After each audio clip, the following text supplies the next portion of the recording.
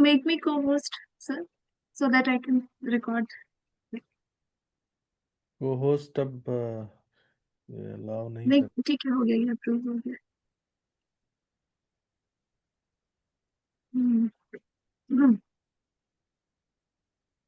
Okay okay you can बिल्कुल। आजकल philosophy की लहर चल रही है, इसलिए सब कुछ ओके है।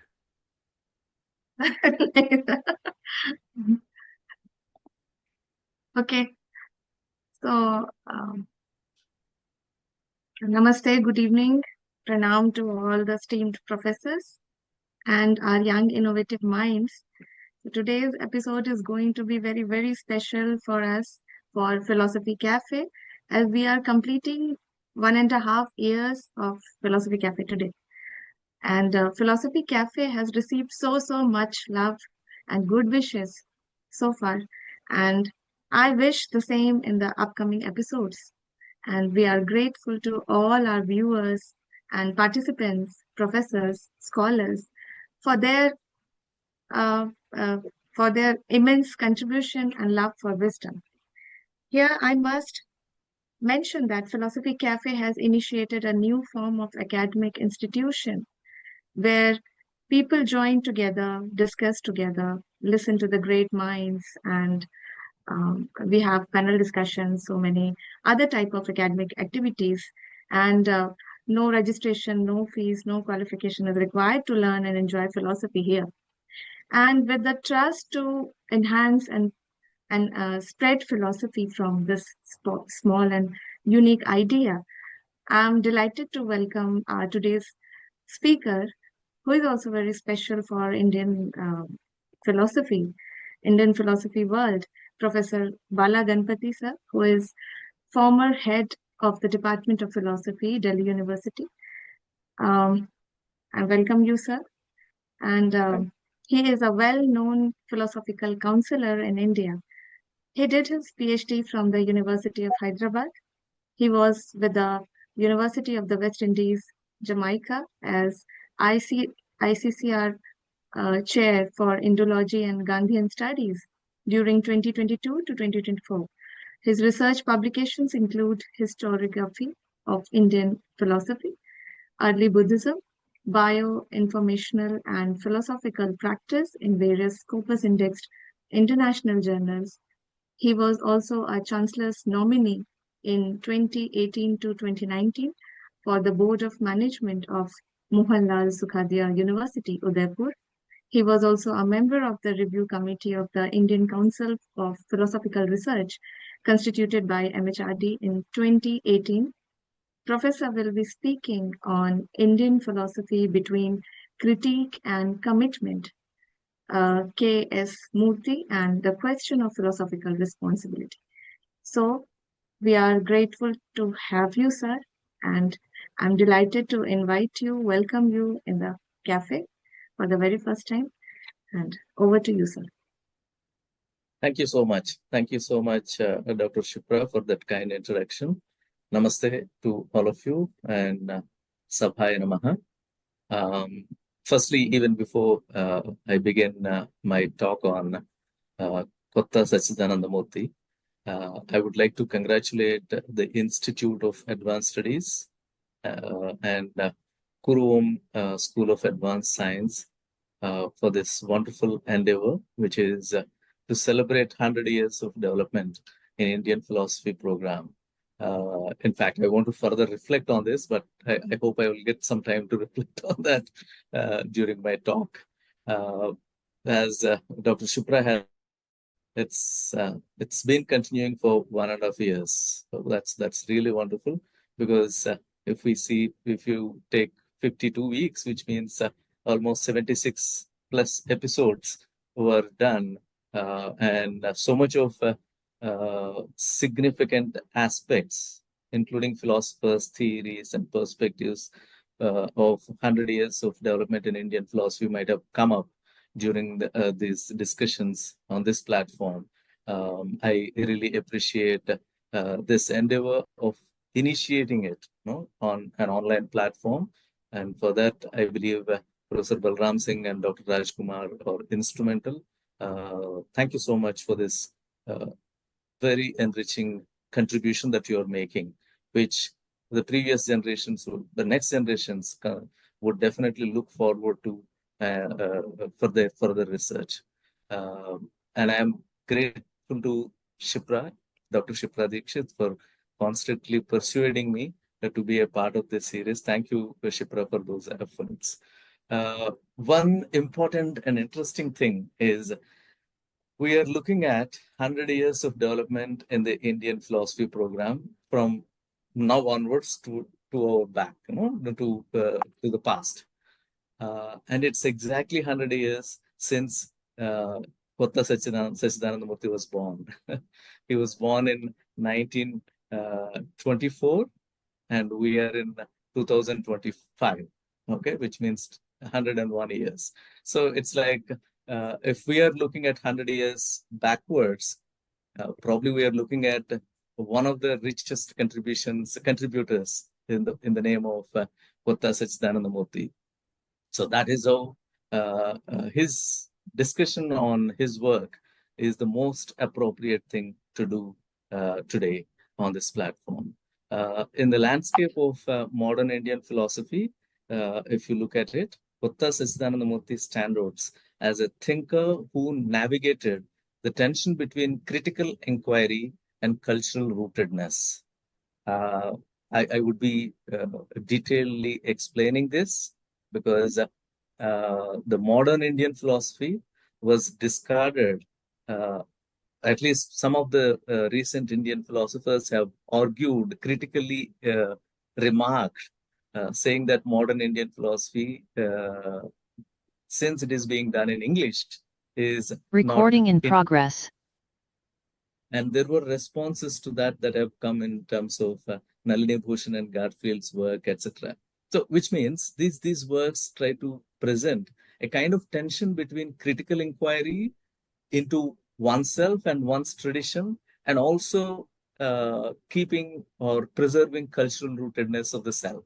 So there is a sort of tension that you find among these modern Indian philosophers, which we will find even in Kotta Sachidananda Murty, but it's not same as it can be found, for instance, in Radha Krishnan or anybody else, because he was almost a contemporary to, or I mean, not contemporary, but they lived together for some time and they had discussions as well.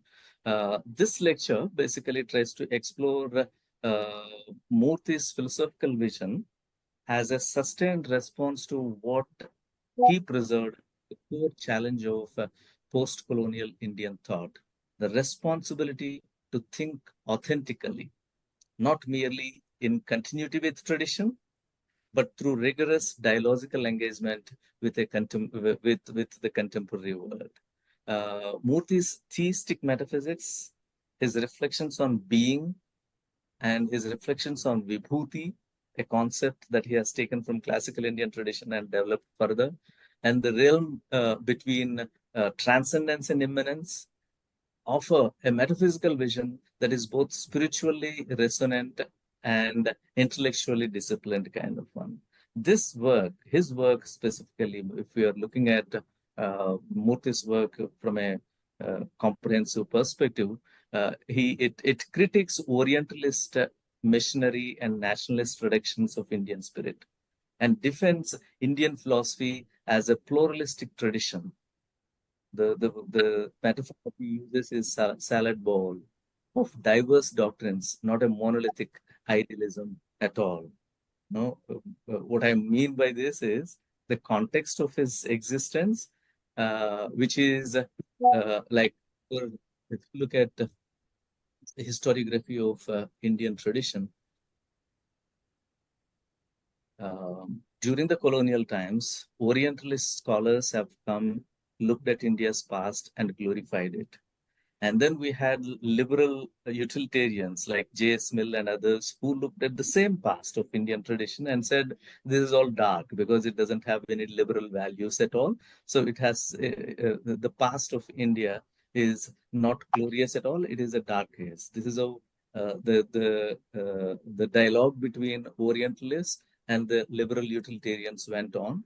And then we had nationalist scholars who try to reject both of them or participate in it and try to establish India's standpoint by reinterpreting our own theory, our own philosophical traditions, and also at the same time trying to correct the Western notions. So this was the period. This was the context in which we will find Radhakrishnan, Sibjiban Bhattacharya, and K. Sachidananda Murthy, many other scholars richly contributing, making their contributions. So if you see this to be the context, then how do you look at this Indian spirit? Some of the scholars, like for example, Radhakrishnan, would have given a kind of a kind of homogeneous perspective by through his readings of Indian tradition, but K.S. Murthy strongly disagrees with such kind of homogeneous representation, holistic representation. He says it is the pluralistic tradition that that has to be seen properly. No, you cannot reduce it to a kind of sweeping generalization, right? So that's the kind of perspective with which Murthy comes into the picture. And also, I read, I suggest all of you also to have a look at one of the interesting works by our colleague C.D. Sebastian, who is teaching at IIT Mumbai.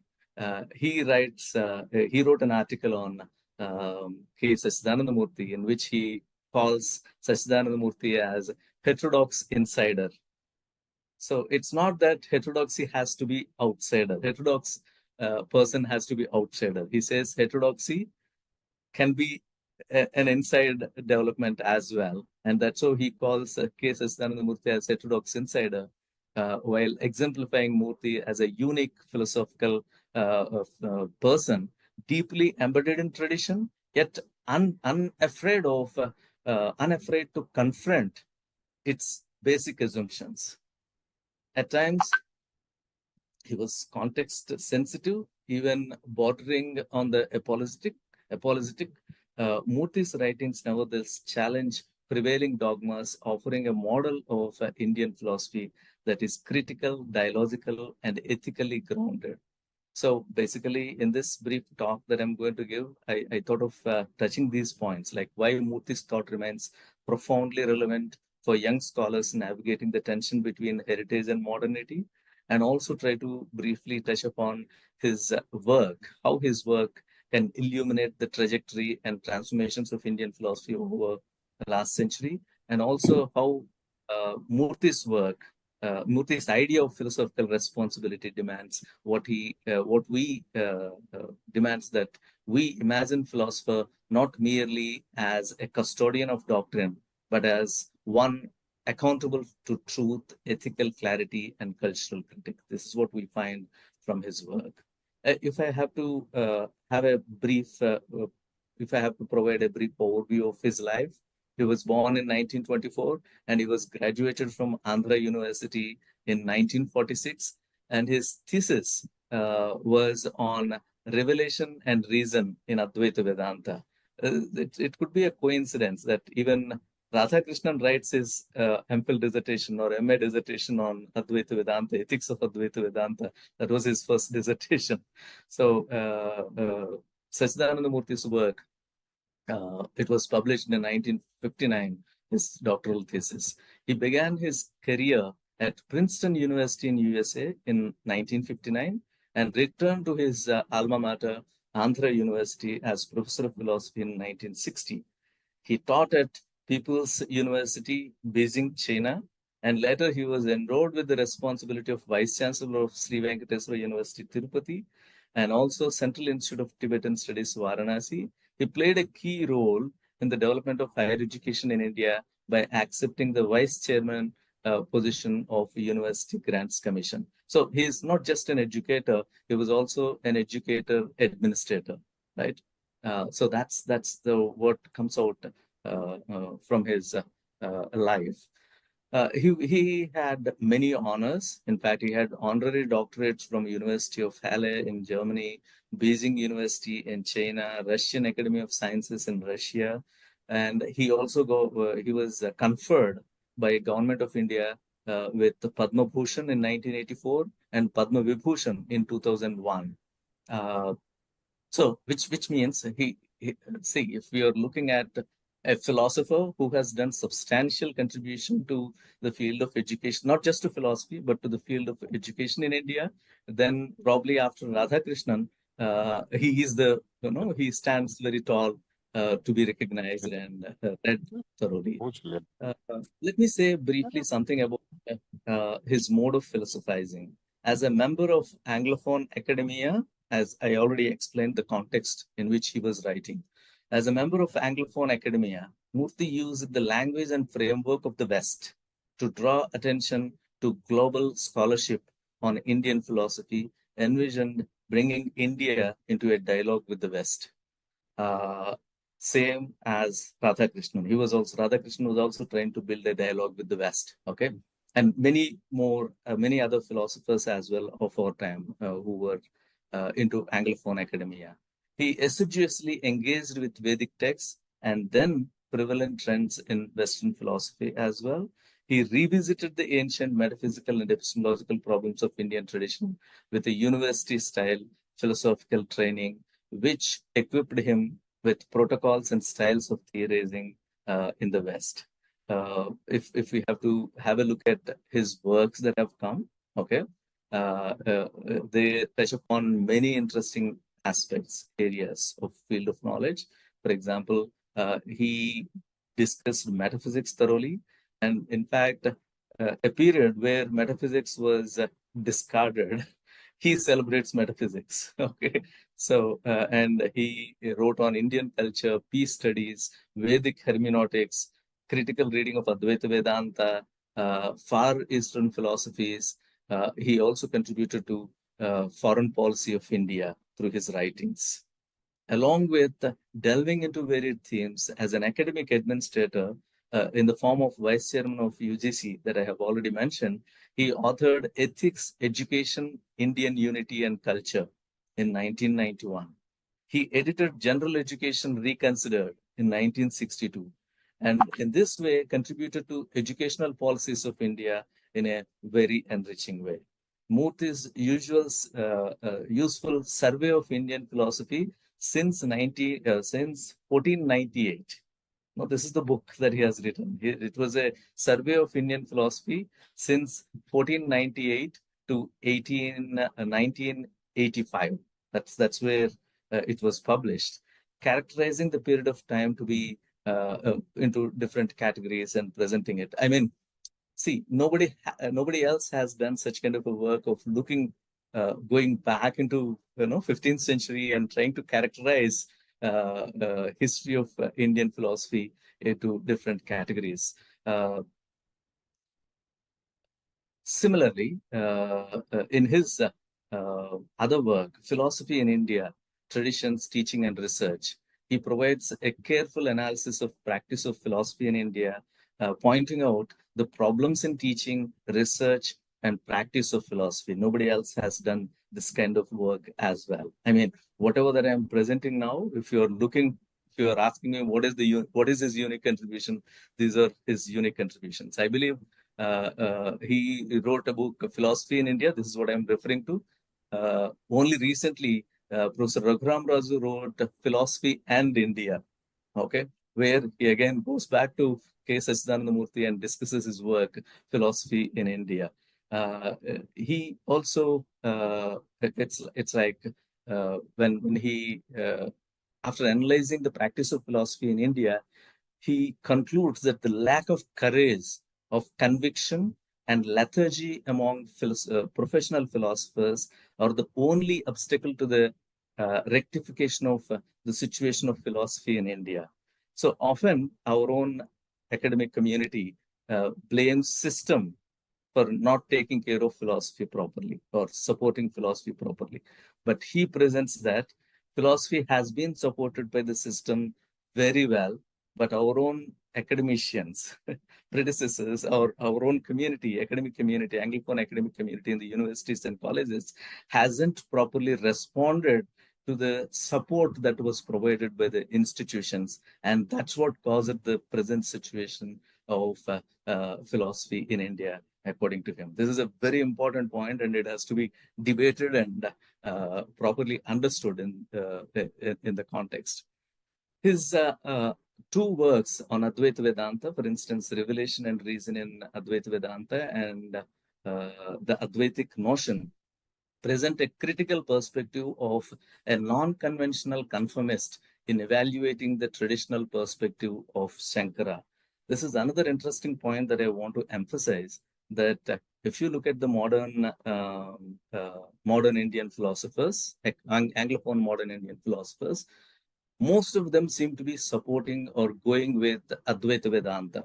Okay, Vedantic pursuit was celebrated to be the highest kind of one, and most of them sided with Advaita Vedanta. Only few scholars have disoriented themselves with Advaita Vedanta and critically observed, made critical observations about Advaita Vedanta and sided with either Visistadvaita Vedanta or Madhva Vedanta. Okay, and you will find such kind of attitude where Professor Sachidananda Murty critiques Advaita Vedanta and appears to be going with non-Advaita Vedantic Vedantic perspectives.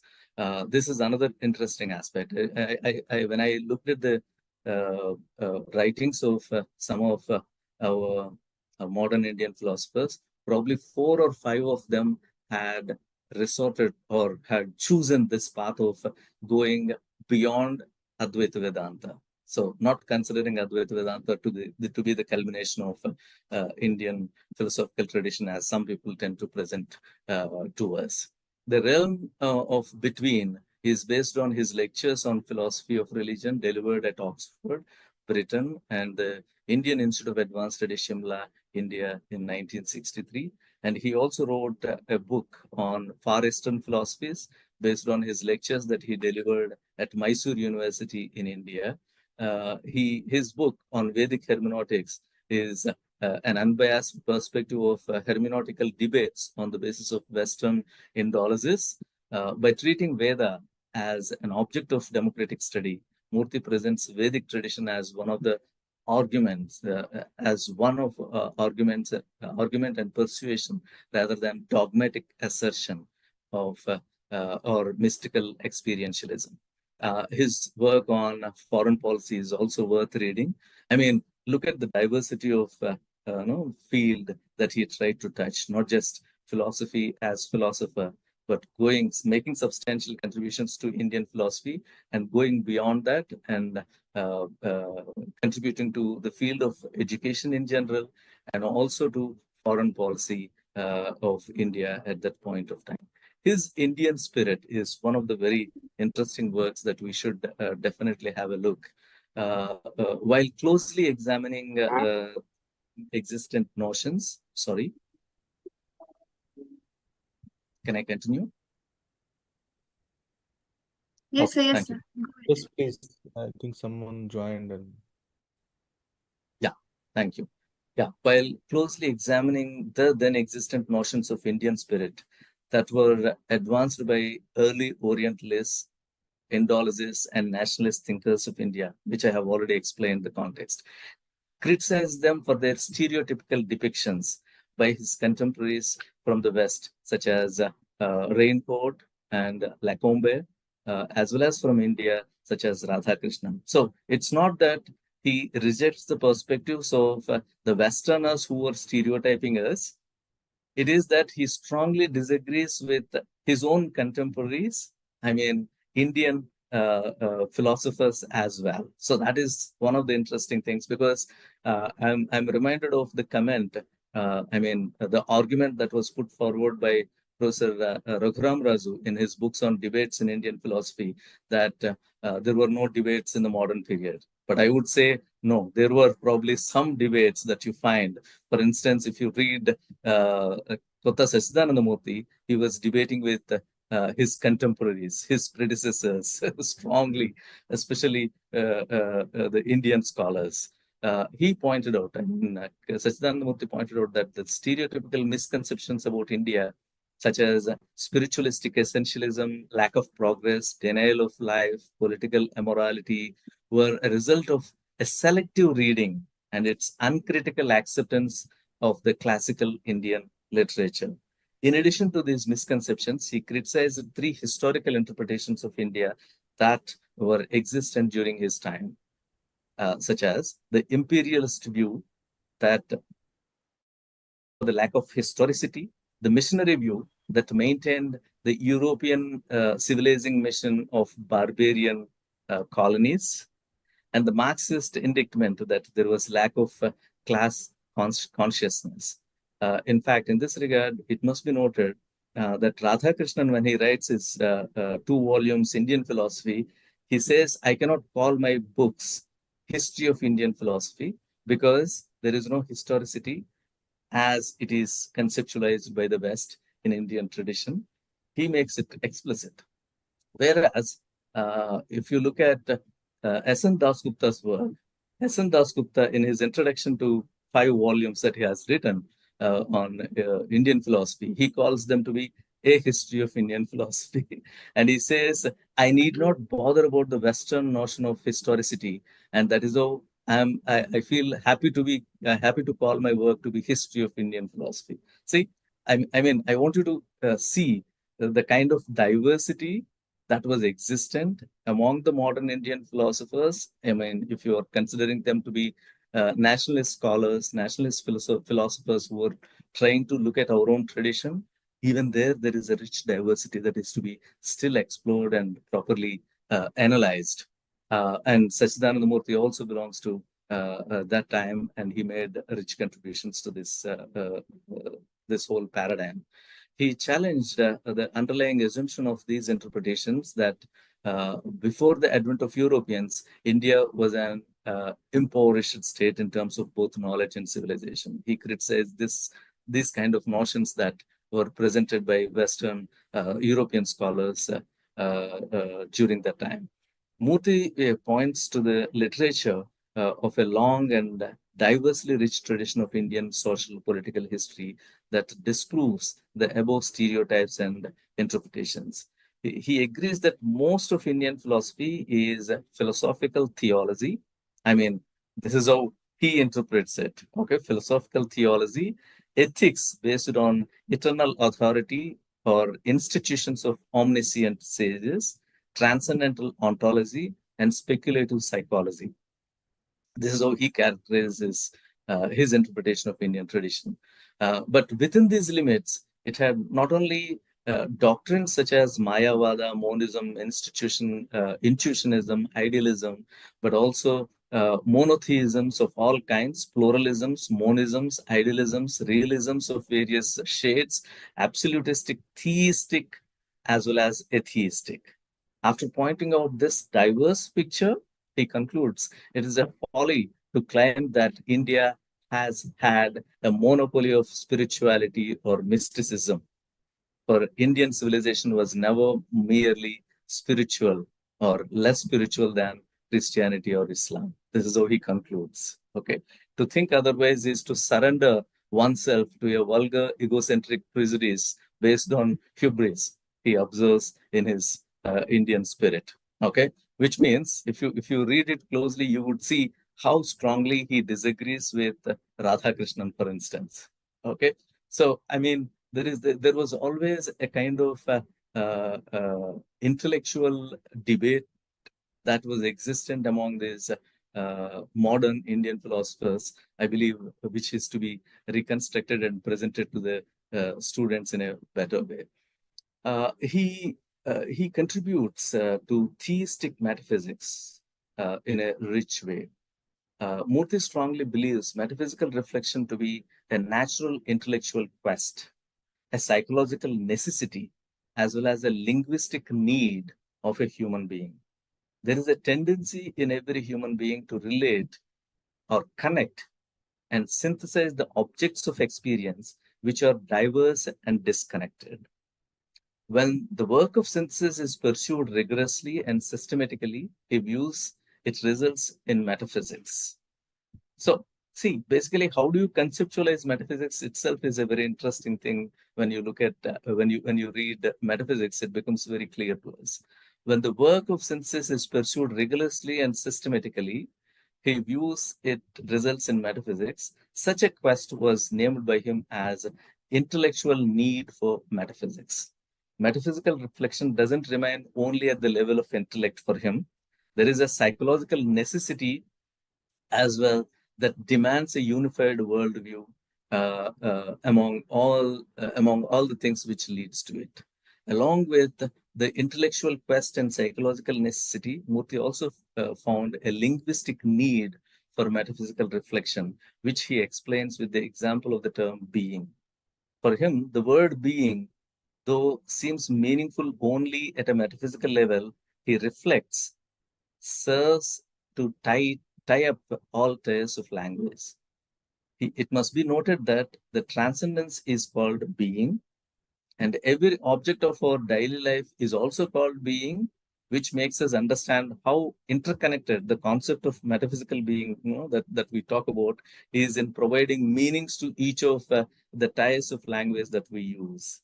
In the Indian tradition, it is Sat, which is both the supreme reality as well as every object which has a name or form, Namarupa. It is this function of language in coordinating various levels that renders meaningfulness to life and reality.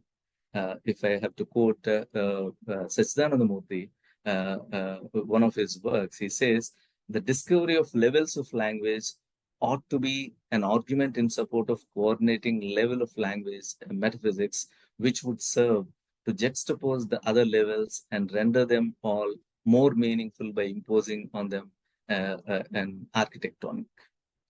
So that is how his conception of real, which is a form of being, can be thought of in three ways, such as it is the self-fathoming and self-substantiating ground of what is, whatever that we think. And then it is also the most general sort of unity, the unity to be found at the bottom of what is. The first level, it is what is, and at the second level, it is the bottom of what is, the ground of what is.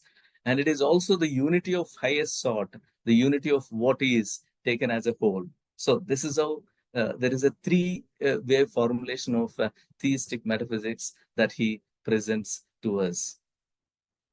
This theistic metaphysics is important. I believe there is a lot to talk about this theistic metaphysics, but due to want of time, I would move to another interesting concept that I should not miss introducing, which is the concept of vibhuti that he picks up from classical Indian tradition and reinterprets.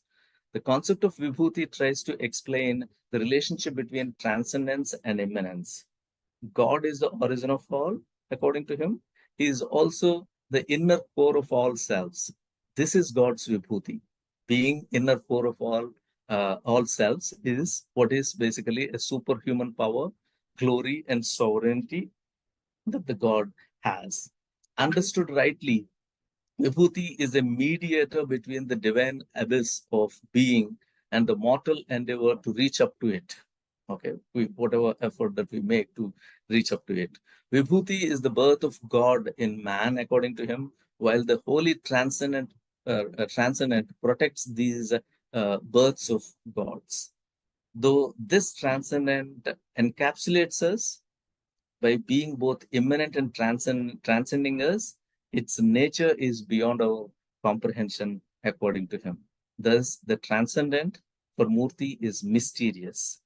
The transcendence, he declares, is mysterious, for although it is already around us, enmeshing us, involving us in itself, interpenetrating us, its nature is not comprehended by us, for it is not given to us, nor present to us as a datum.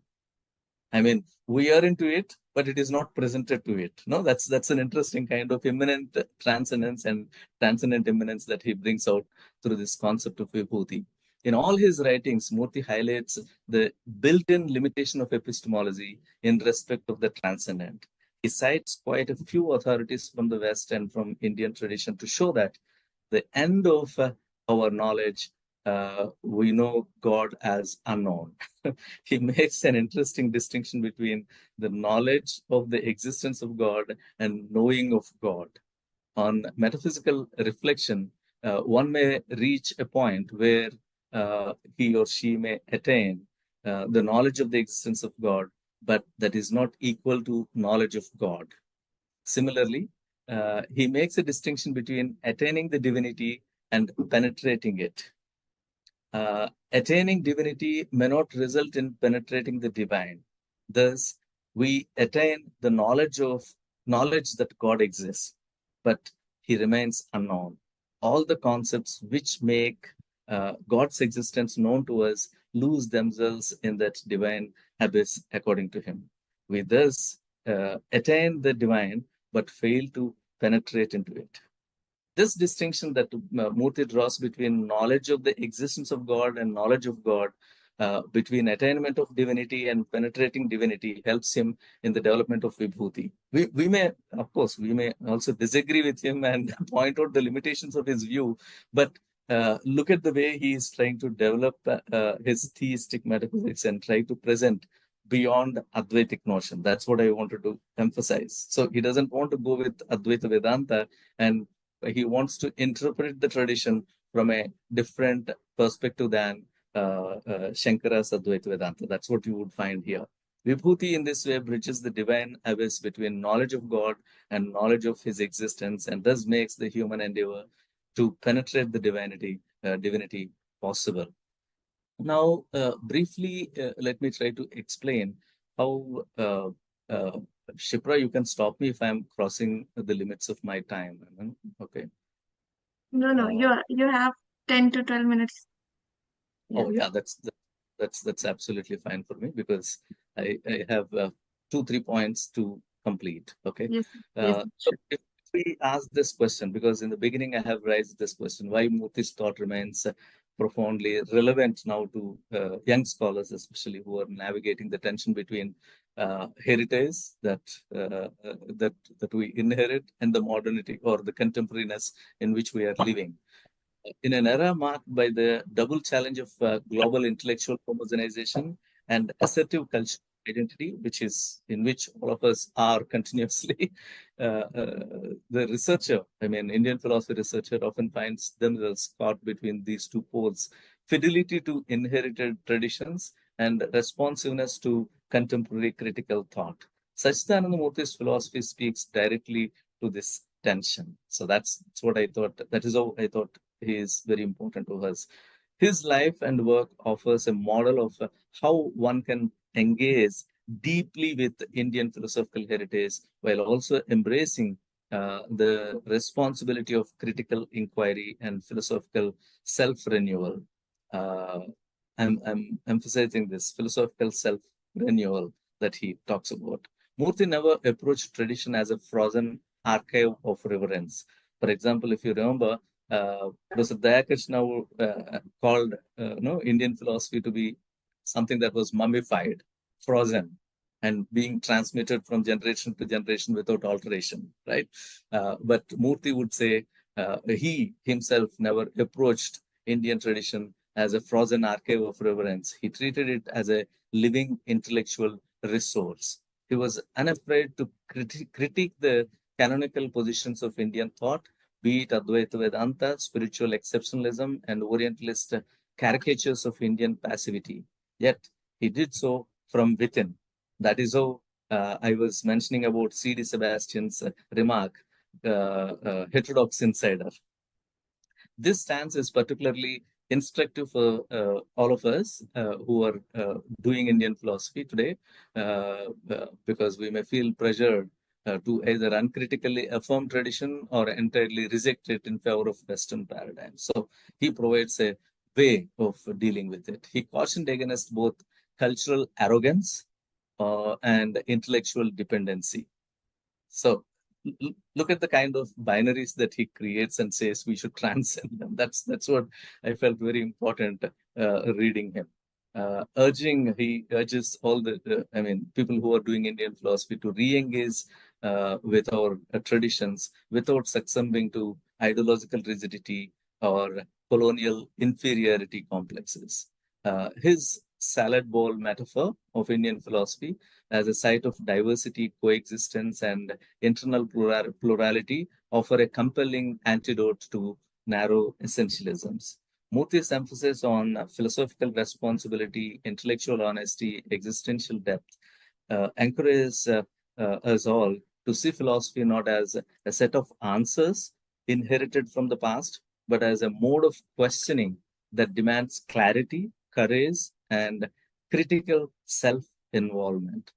In an age of rapid change and digital distraction, Murthy reminds us that philosophy is not only about argument and analysis, but also about orientation and responsibility as a way of living thoughtfully and ethically. For the, for all of us, seeking to think meaningfully at the intersection of heritage and modernity and the contemporariness, Murthy's work offers both methodological guidance and existential inspiration. He exemplifies how one can be traditional without being traditionalist, modern without being mimetic. That's how we should see his work, and his work definitely illuminates the trajectory and transformation of Indian philosophy over last century. His intellectual journey is uniquely situated within a very arc of Indian philosophy's transformation over 100 years, as I have already mentioned at the beginning itself, from late colonial period to post-independent nation building and into contemporary globalized context. His work not only reflects but also critically shapes and illuminates his evolving trajectory. For example, in the 20th century, Indian philosophy was often presented either as spiritual antidote to the materialism of the West or as a cultural heritage to be defended in the face of colonial denigration. Thinkers like Radhakrishnan, as I pointed out, focused on the spiritual universality of Vedanta, often blending theology with philosophy. Murthy, while deeply respectful of these efforts, moved beyond these apologetics to a deeper interrogation of philosophical categories, refusing to reduce Indian thought to mystical idealism. So that's his greatest, inspiring contribution. He brought Indian philosophy out of its reactive posture. No, we understand the difference between reaction and response. So his way of looking at things is in terms of response, repositioning it as proactive, critically engaged discipline. His critique of the homogenizing portrayal of Indian spirit and insistence on its internal diversity mark a significant philosophical maturity in the post-independent discourse. That's how, and to look at his work further, during a time when many philosophical traditions worldwide were shifting towards linguistic analysis, logical positivism, and later postmodern skepticism, Murthy is the one who appears to be defending metaphysics as a necessity. This is another interesting thing. Like all the other philosophers of his time were, in fact, asking people to go beyond metaphysics or reject metaphysics. But he is the only one who says metaphysics is a necessity. It's not an obsolete kind of one. But he did so not in the style of rigid scholasticism. Instead, he reconceived metaphysics as a self-conscious, faith-rooted inquiry, a vision where being, value, and beauty converge in a theistic but critical framework. So he never left this criticality of whatever concept that he has picked up. In doing so, he offered a distinctively Indian response to global anti-metaphysical turn, one that reclaimed metaphysics not as a dogma, but as a mode of responsible engagement with mystery, meaning, and human condition. There was a kind of reworking on Indian categories through cross-cultural philosophy that he has done. His method was both comparative and constructive. He brought classical Indian concepts like Sat, Vibhuti, Paramartha into a dialogue with Western notions of being, transcendence, and epistemology. He also wrote on Far Eastern philosophies that I have already mentioned to you. From a ultimately, it's like if we are looking at Murty, he shifted the orientation of Indian philosophy from seeing tradition as a closed canon uh, to treating it as a ongoing task of reinterpretation, discernment, and creative fidelity. In doing so, he anticipated and perhaps laid the groundwork for the emergent projects of philosophical, uh, intercultural hermeneutics and transformative pedagogy. So, if we are looking at Sachidananda Murthy and the ethics of his philosophical responsibility that he, emphasizes, this is the last point, Shipra. I understand that you want me to stop. Yeah. For Sachidananda Murthy, philosophy was never merely an academic exercise alone. Nor was the philosopher simply a custodian of inherited doctrines, according to him. That is how he did not just accept whatever was presented. Okay. He envisioned philosophy as a life-orienting vocation and the philosopher as someone who must engage with both truth and transformation, tradition and responsibility. At the heart of his vision lies Murthy deeply is ethical notion of philosophical responsibility is what he has emphasized in his works. So that's how he sees philosopher to be not a custodian, no, beyond custodianship. It's like he would encourage people to work towards transmission to transformation. That's what he would emphasize if we are looking at his work.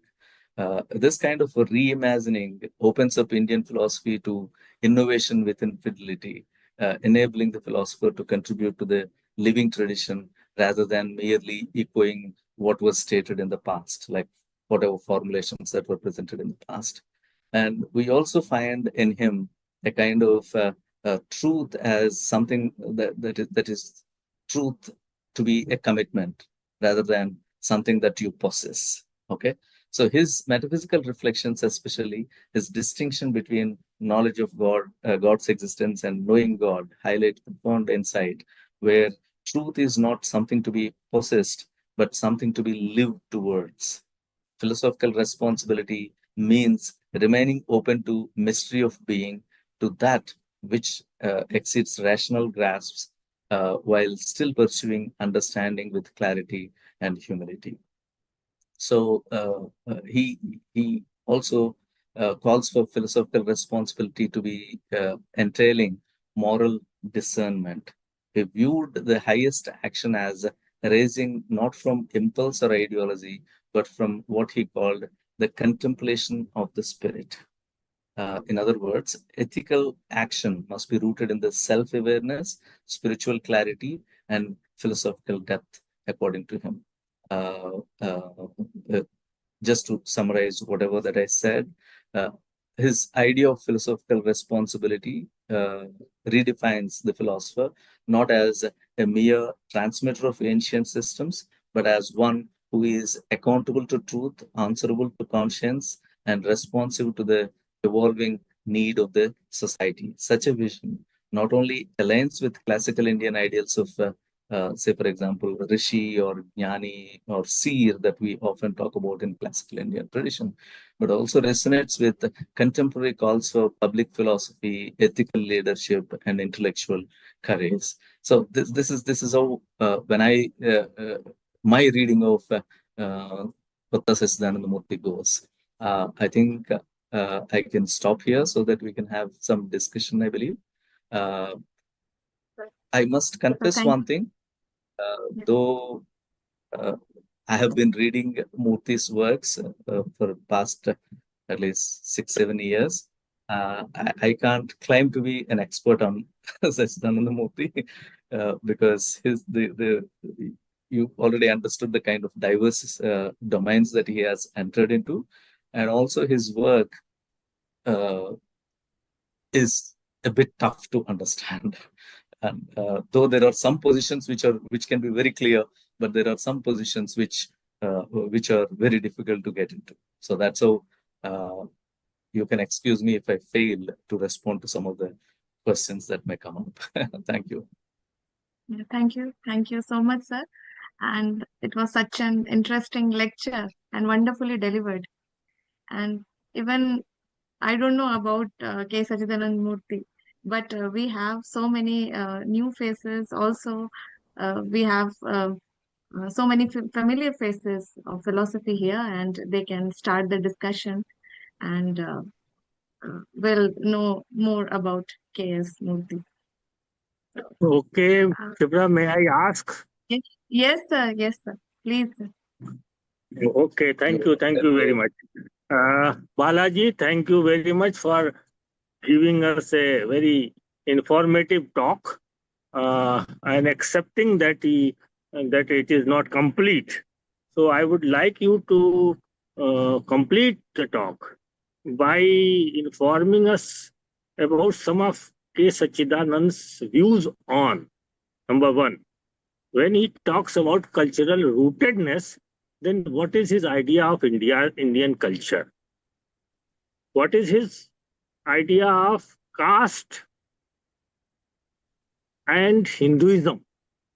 As he has also written about the philosophy of religion. So how he looks at Hinduism and the role of caste in it. Somewhere I have read long back that he was very much against Brahmanism.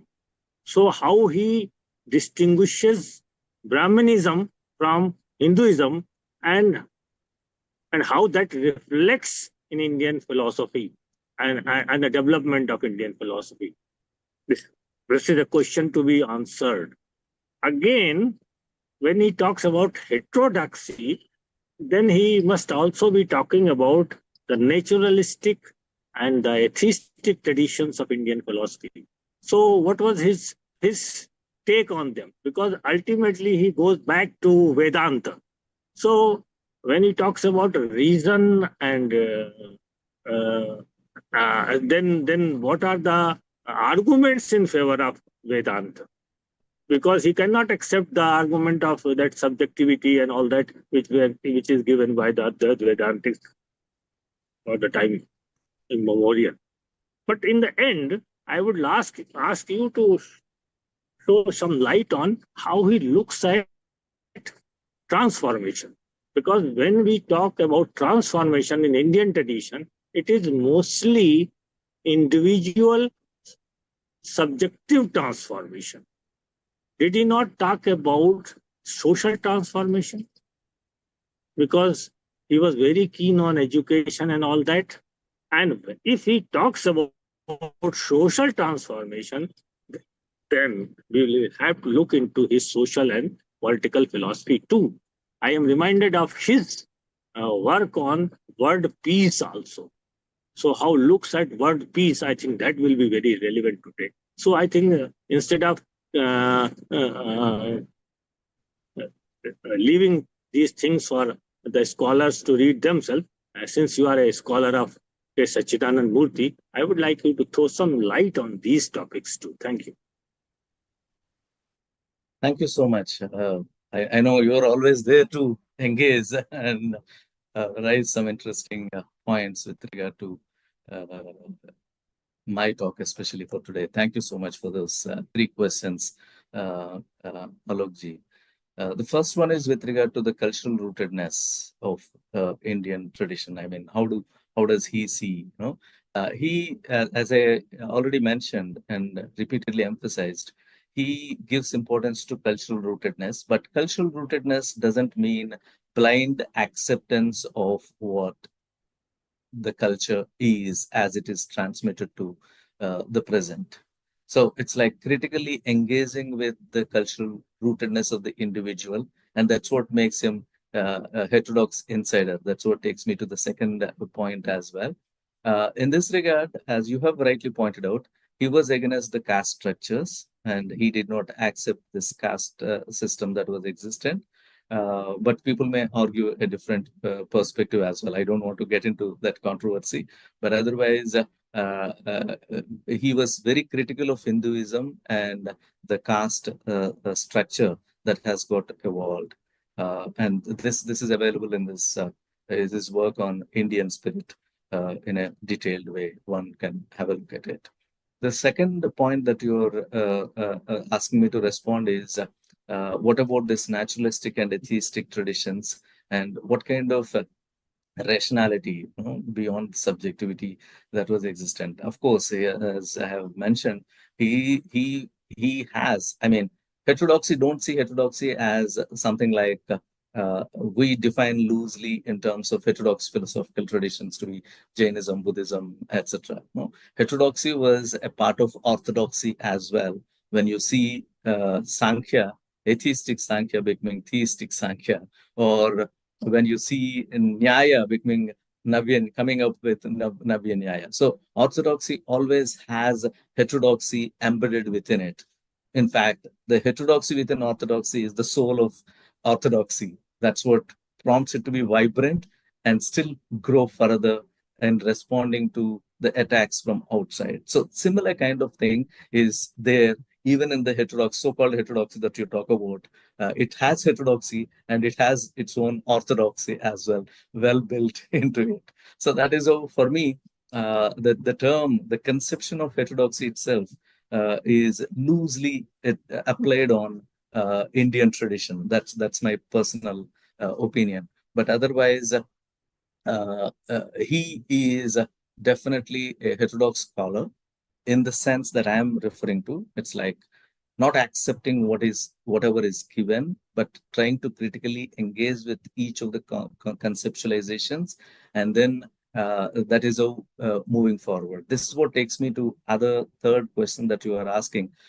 In fact, though you said that he sided with Advaita Vedanta, in my talk now, I have argued and tried to establish that he was not siding with Advaita Vedanta No. at He all. was not siding with Advaita Vedanta. It's very clear.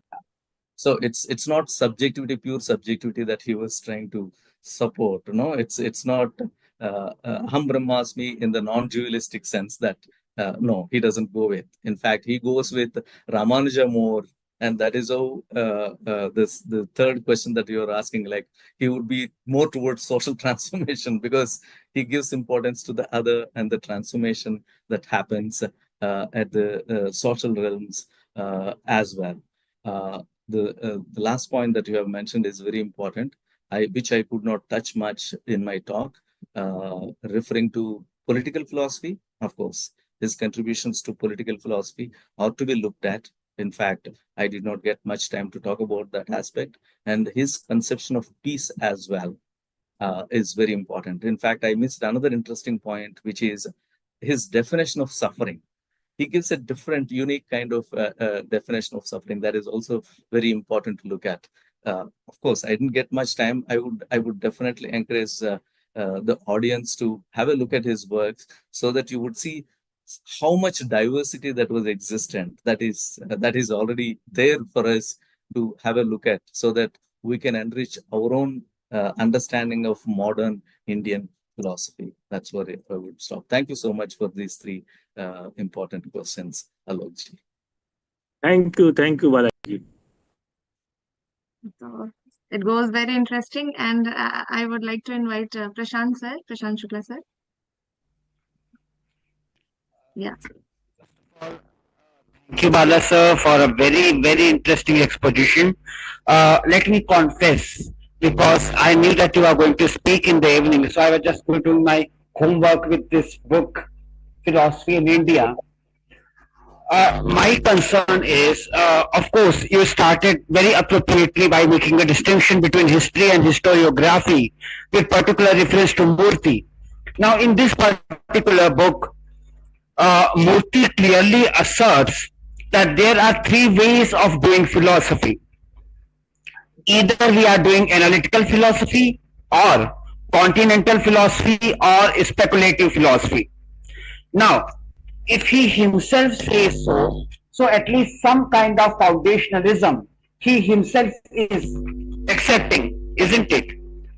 Now the point is this: if you are accepting at least this kind of foundationalism, so we cannot evade the question that out of all these three ways of philosophy, he calls it the modes of philosophy. Indian philosophy by nature is speculative in nature. I mean, more or so, not all, barring the exceptions. But more so, Indian philosophy has got some sort of speculative tilt or inclination involved. But in that case, you are very right in saying that heterodoxy and orthodoxy are merged with each other. Let's say Vivekananda, when he gives a speech in Chicago, he says, go back to the Vedas.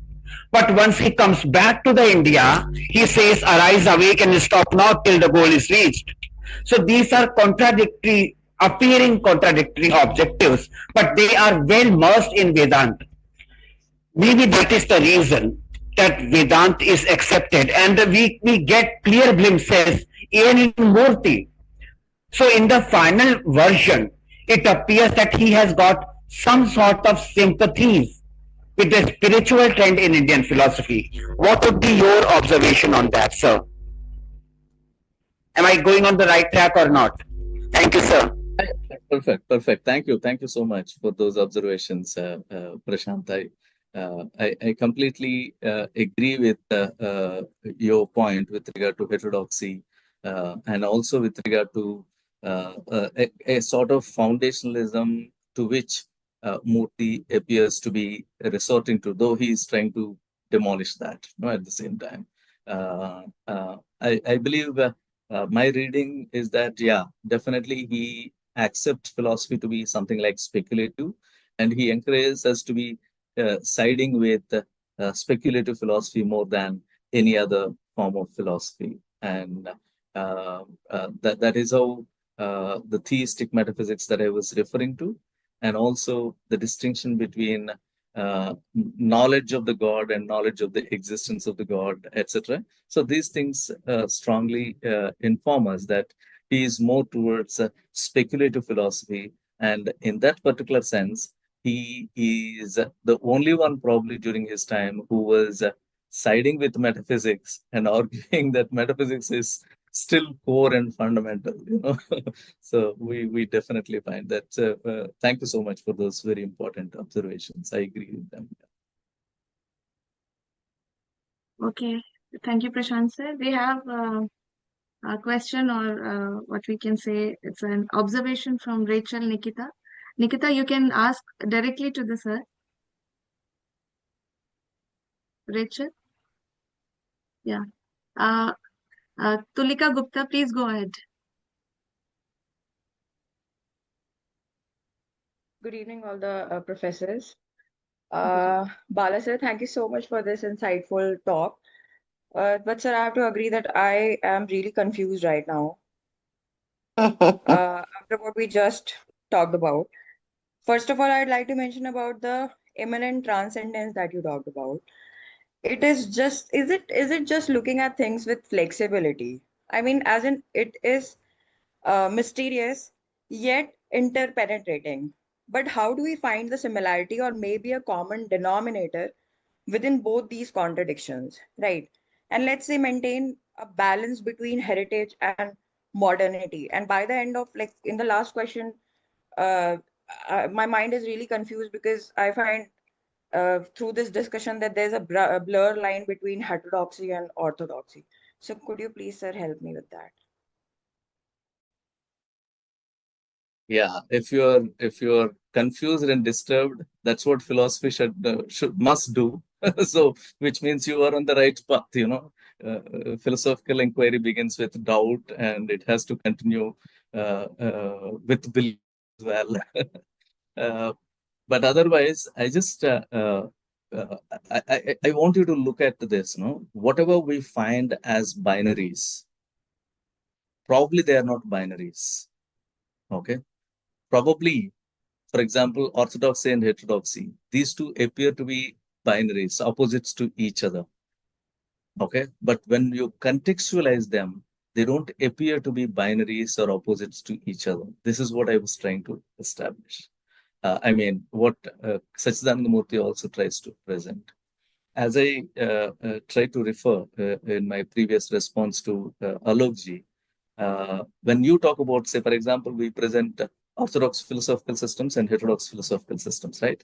So if you look at any of these orthodox philosophical systems, your definition, whatever definition that you may come up with of orthodoxy, would definitely fail when you look at that particular system. I mean, I'm giving the freedom to you to come up with your own definition of orthodoxy and then contextually look at any philosophical system of orthodoxy, and you would find that this definition doesn't fit into that, because at the same time, though you call it orthodoxy, it also has the opposite of it within itself. That's how. Say, for example, Sankhya is said to be parallel almost to Vedic tradition, and it continued until now. How and why it could happen? It could happen because it was continuously being debated within, which means the heterodoxy exists within itself. Okay, so that's one thing. Since you also refer to immanence and transcendence, in philosophy of religion, we refer to these concepts like, I think it's Rodolphe Otto who talks about the divine to be mysterium. I forgot the word that he uses, the phrase that he uses, where he says there is a kind of overpoweringness of the divinity that you find when you come across the divine. Okay, so this is possible because it is both immanent and transcendent as well at the same time. Say, for example, if I ask you, is it that oxygen is only outside you or inside you? It is both outside you and inside you everywhere as well. So there is a kind of strong immanence and transcendence as well of the divinity. That is possible. So, I mean, these terms or concepts were presented to us as binaries, but actually they are not binaries. That's what I was trying to emphasize. And if you can reach out to that and try to understand these concepts to be probably complementary, probably trying to enhance our understanding of the being itself, the metaphysical being itself, then I think that's the proper way of looking at it, as especially from the perspective of Kotta Sachidananda Murty. So I don't know whether I made it clear or confused you more. No, sir, That's how I I got would it right now, because I was thinking about the similarity it has with the Shaivism, Shiv and Shakti, how contradictories are somehow complementaries. So that's where I felt it is similar. Thank you so much for The the answer. problem is, can we use the word contradictories to them? Is itself a big question. No? That's true. For instance, I We can emphasize this use point that, complementary, I think. Sir? yeah, this point that I emphasize regularly in my talks is Indian tradition is not fixed on binary epistemology. All the philosophical systems of India try to push you to go beyond binary epistemology. Binary epistemology tries to present the world, or at least conceptual world, in terms of two opposites. Okay, which means whatever that you find here will have an opposite here, and in order to understand this, you have to look at the opposite of it and try to understand each one of them to be the absence of the other. This is how binary epistemology operates. But actually, if you look at Buddhism, it argues for Madhya Marga. Look at Jainism, it argues for Anekantavada and Syadvada. And you look at Advaita Vedanta, it would argue for Anirvachaniya. It would say you cannot describe it because it is real and unreal at the same time. So most of the philosophical systems of India, if not all, try to constantly push us to go beyond binary epistemology. But unfortunately, our whole school education system, our epistemologies are built on the binary-ness. We have to somehow that's one of the reasons why we should get back to our traditional modes of epistemologies, so that we would be able to see things. This is what is cultural rootedness, and looking at developing cultural epistemologies is very important to us. If we lose these cultural epistemologies, then we would only have a homogeneous way of looking at the reality, which could be a very destructive and devastating one for whole humanity.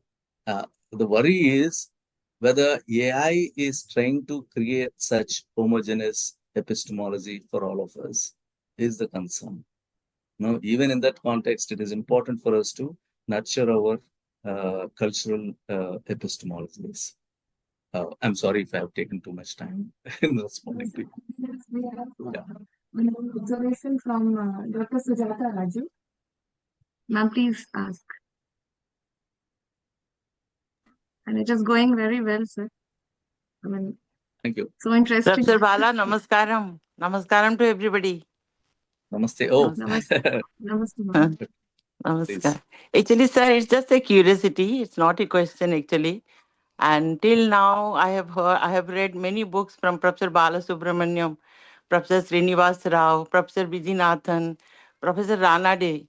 They all say K.S. Murty was an Advaitin, staunch Advait philosopher. What you say, sir, what I gather from your lecture, he's a completely Advaitin because he's saying the core of our being is metaphysics.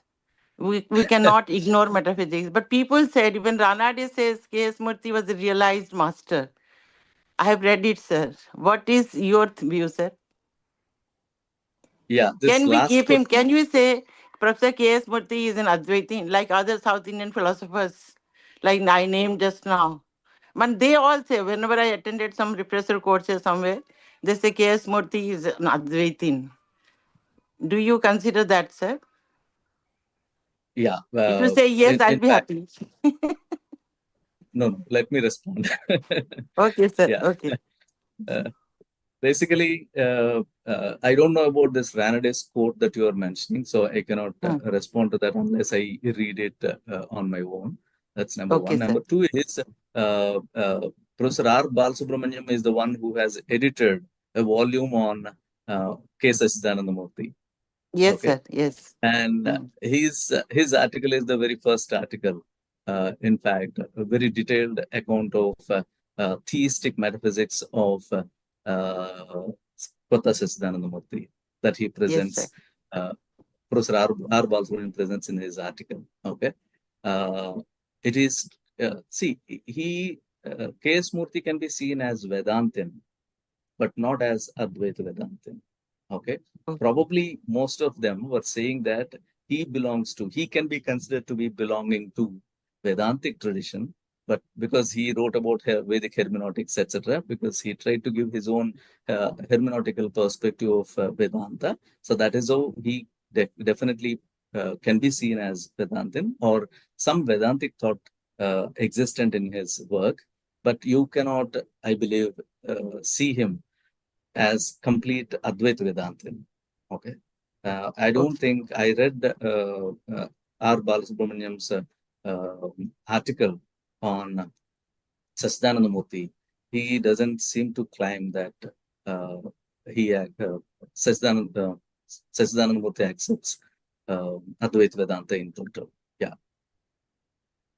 Okay, sir. Thank you, sir. Thank you, ma'am. Thank you so much. Sir, we are having so many questions on YouTube also, and you can respond to this later on because we are ahead of time now. And I would like to invite Professor Balram Singh sir for his observations. Yeah.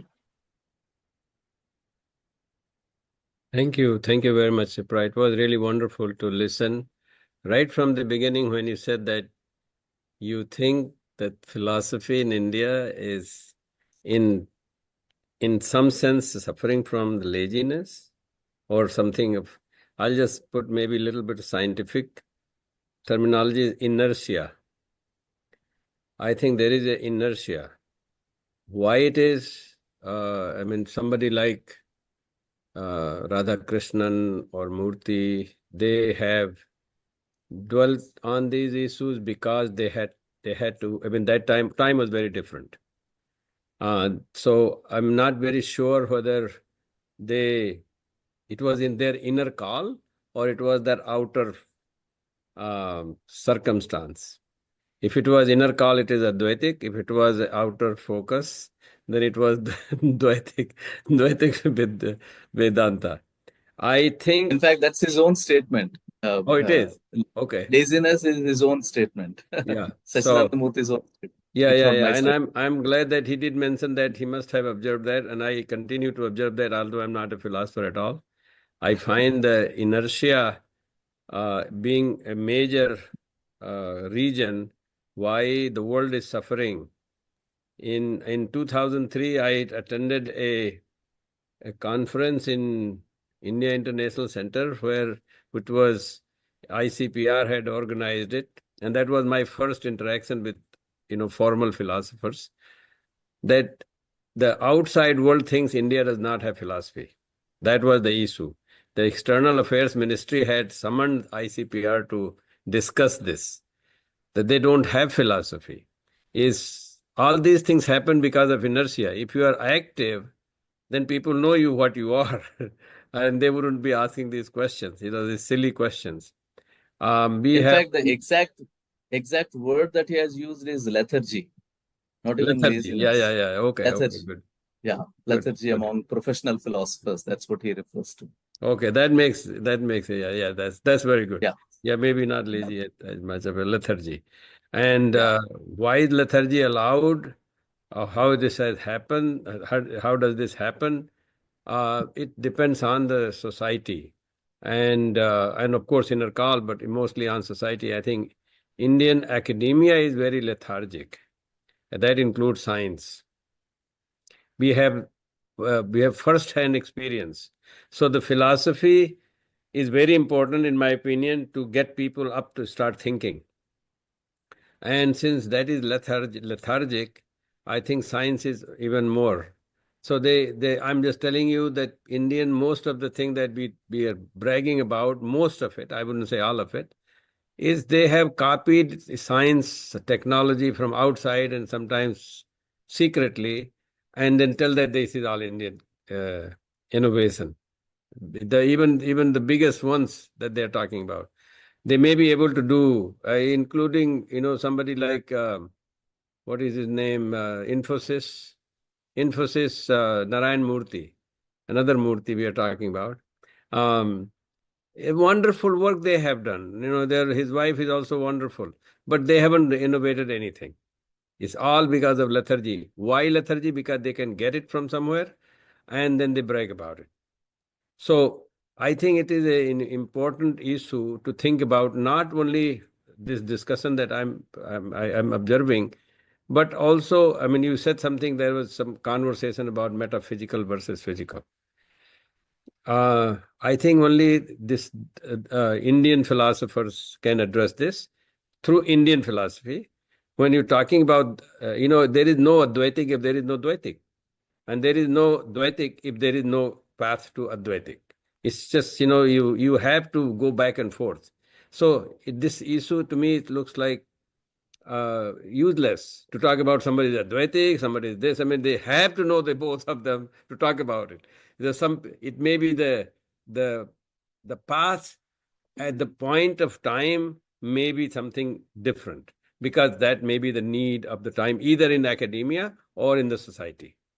So I like a person like you who has really very good grasp of all this, and the scholars in the field also, to please mentor the younger generation. And in Kesas, I think Sipra can attest to that. We are telling every philosophy faculty to develop their own philosophies. We're not happy to just talking about somebody. I want to know their philosophy. What is their philosophy? What is their approach to life? Wherever they are coming from.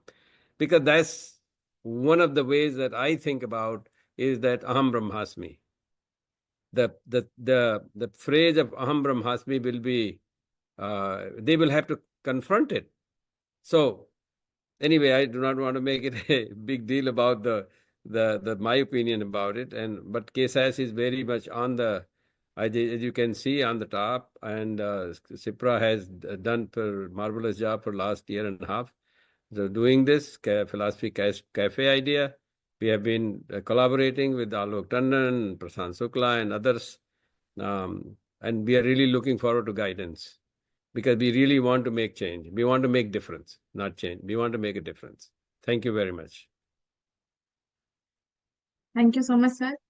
And I want to share one thing that Bala sir is also taking in charge of Philosophy Cafe in Delhi. And so please tell me about something that cafe. Yeah, basically, my conception of philosophical cafe is a bit different from what is happening here, because I see philosophical cafe to be an instrument that helps us to reach out to non-philosophical academy, non-philosophical domain. I mean, what I mean is, philosophical cafe is a wonderful instrument for public philosophy. One of the major problems with philosophical academia in India is it's a kind of snobbishness that only we do philosophy, nobody else does philosophy. So I believe outside academia also there is a lot of philosophy, and outside academia people are interested to know what is happening in philosophy. So how do we bridge, this inquisitive minds that are existent outside philosophical domain to reach out to what we are doing or what we have been doing in philosophical domain is one of the important aspects. So that is how, for me, philosophical cafe facilitates a kind of interaction of academic philosophers with the general public. That's number one. The second aim of philosophical cafe for me is to encourage people to philosophize. So this is again like we think that only we philosophize, and I believe that if we interact with, I mean, outside our philosophy departments, even if we interact with other departments and try to engage with them, we also see them to be philosophizing. So encouraging others also to philosophize in the smallest way that is possible, right? So this is where philosophical cafe is a very important aspect of enriching public epistemologies with what is happening in philosophy. If we can't reach out to them and tell them that this is what we are doing, and if we are happy that we are doing something, we don't have to reach out to others, then I believe that is the major crisis into which we are led to. So that's how I was also reading Sachidananda Murty in terms of a public philosopher who is trying to reach out to others. I mean, non-Anglophone academia of philosophers. So that's the goal of philosophical cafe for me. Yeah. I will definitely join you, sir, there. Yeah. Sir, what do you mean exactly by public philosopher? A philosopher who is communicating with the public, or a public person who has the aspiration to become a philosopher? Because these two are totally different things. I think a public philosopher should have a blend of both.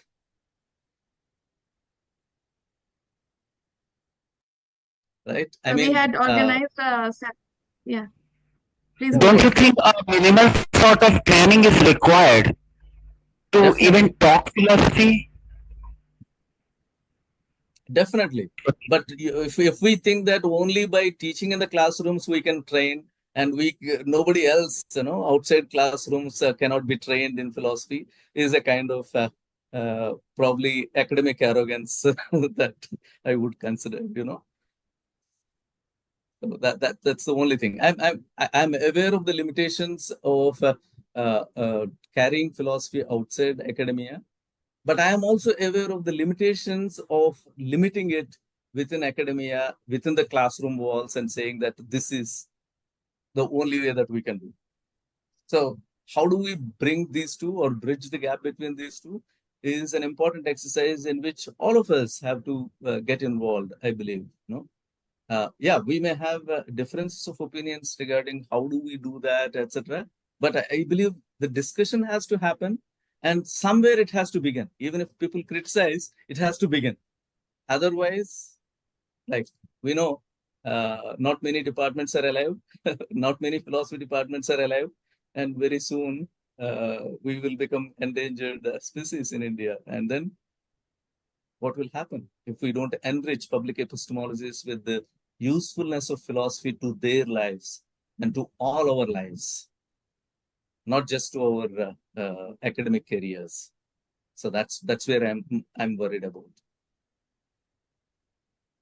So we had organized a similar kind of symposium on World Philosophy Day.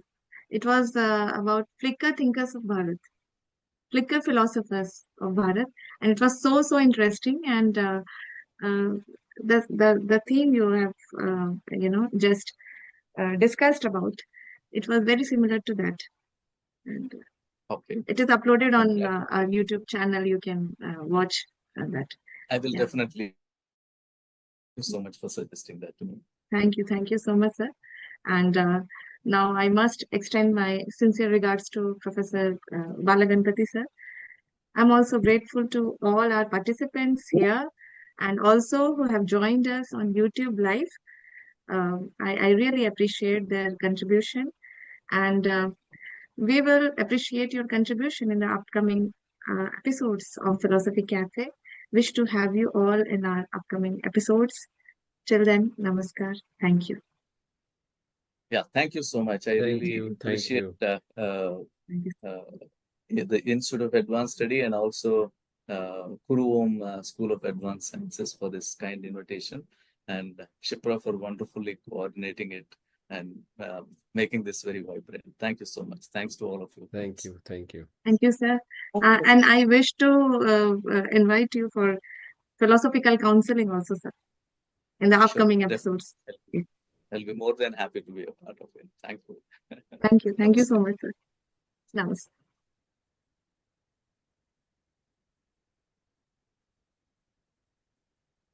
Record.